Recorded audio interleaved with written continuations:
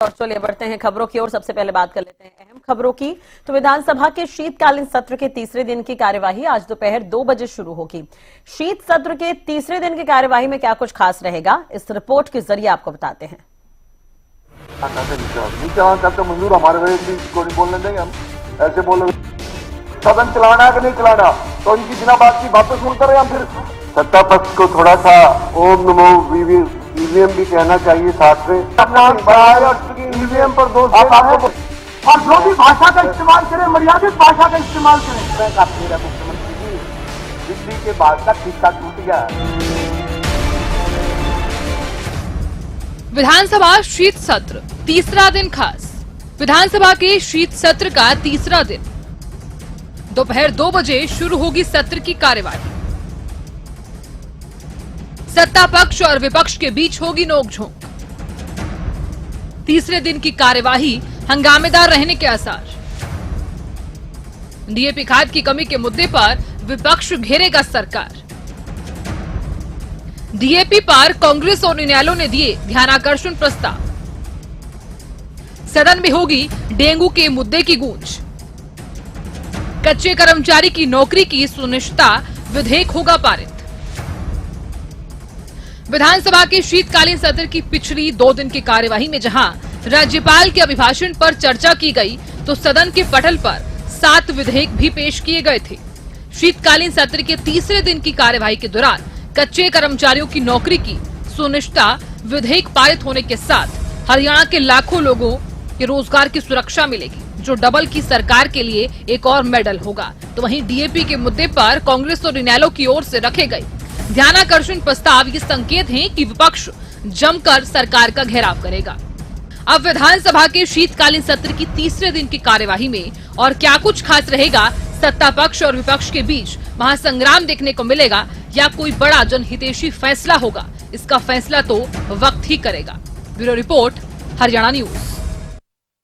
चलिए इसी खबर पर ज्यादा जानकारी के लिए बात करेंगे। संवाददाता अपराजिता श्री हमारे साथ जुड़ गई है चंडीगढ़ से। अपराजिता, आज सदन की कार्यवाही होनी है, 2 बजे से सदन की कार्यवाही शुरू होगी, क्या कुछ खास रहेगा सदन में आज?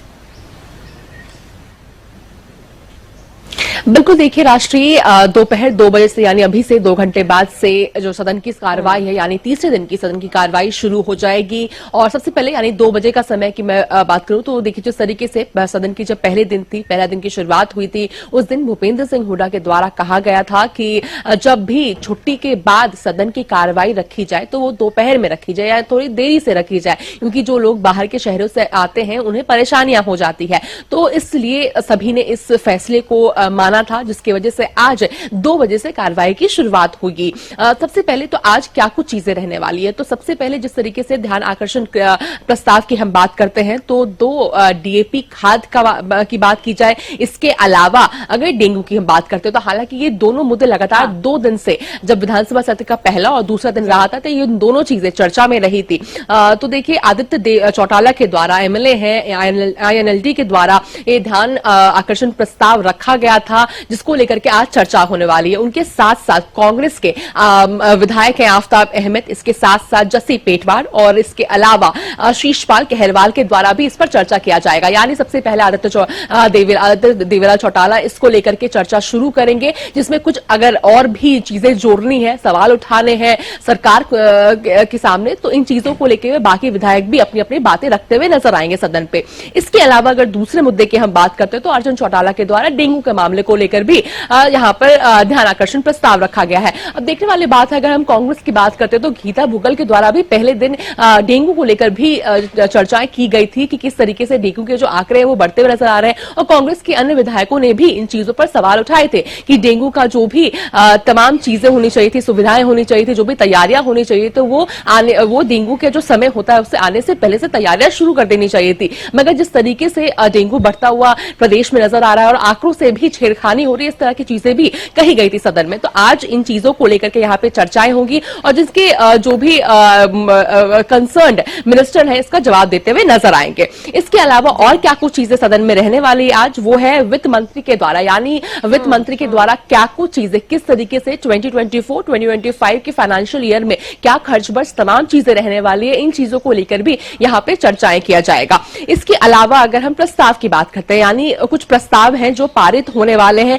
जो सबसे अहम आज रहने वाला है। अगर विधानसभा सत्र की हम बात करते हैं तो कुल 7 विधेयक हैं जो पारित होते हुए नजर आ सकते हैं। पहला है हरियाणा पंचायती राज संशोधन विधेयक 2024, तो ये पारित होता हुआ आज यहां पर नजर आ सकता है।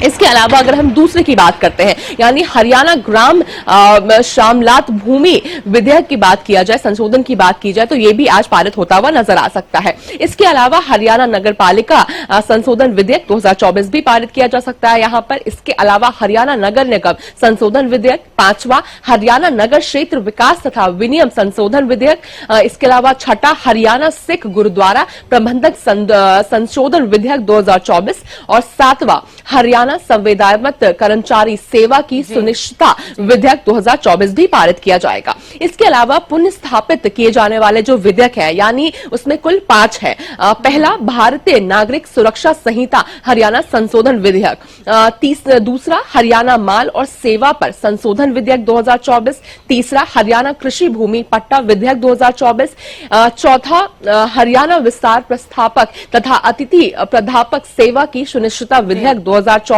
और 5वां और आखिरी हरियाणा तत्कालीन तकनीकी शिक्षा अतिथि संकाय सेवा की सुनिश्चितता विधेयक 2024। ये कुछ प्रस्ताव है जो आज पारित होते हुए, यानी आज से लेकर के कल तक पारित होते हुए नजर आ सकते हैं। और बिल्कुल अगर बाकी मुद्दों की हम बात करते हैं तो विपक्ष पूरी तरीके से उम्मीद की जा रही है कि सरकार को घेरती भी नजर आ सकती है। सबसे अहम होगा डीएपी खाद के मुद्दे की अगर हम बात करते हैं तो सत्ता पक्ष पर घेरती भी नजर आ सकते हैं। हालांकि देखिए जिस तरीके से मुख्यमंत्री नायब सिंह सैनी ने जब राज्यपाल के अभिभाषण पर धन्यवाद प्रस्ताव पेश किया था तो 2.25 घंटे के आसपास डीएपी का मुद्दा भी रहा था, यानी विपक्ष के द्वारा जो तमाम सवाल उठाए गए थे, चाहे डीएपी के मुद्दे की बात हो जाए, एजुकेशन की बात हो जाए, या जिस तरीके से आज ध्यान आकर्षण प्रस्ताव रखा गया है डेंगू को लेकर के, तो इन सभी चीजों को लेकर के मुख्यमंत्री के द्वारा स्पष्टीकरण दिया गया था और कहा गया था कि डीएपी खाद पर्याप्त अमाउंट में हरियाणा में है, प्रदेश के पास है और सभी किसानों को मिल रहा है, इसमें कोई भी कमी नहीं है, केवल गुमराह करने की कोशिश यहां पर विपक्ष के द्वारा की जा रही है। तो उम्मीद की जा रही है कि आज भी डीएपी खाद का मुद्दा काफी एक चर्चा का विषय रहने वाला है।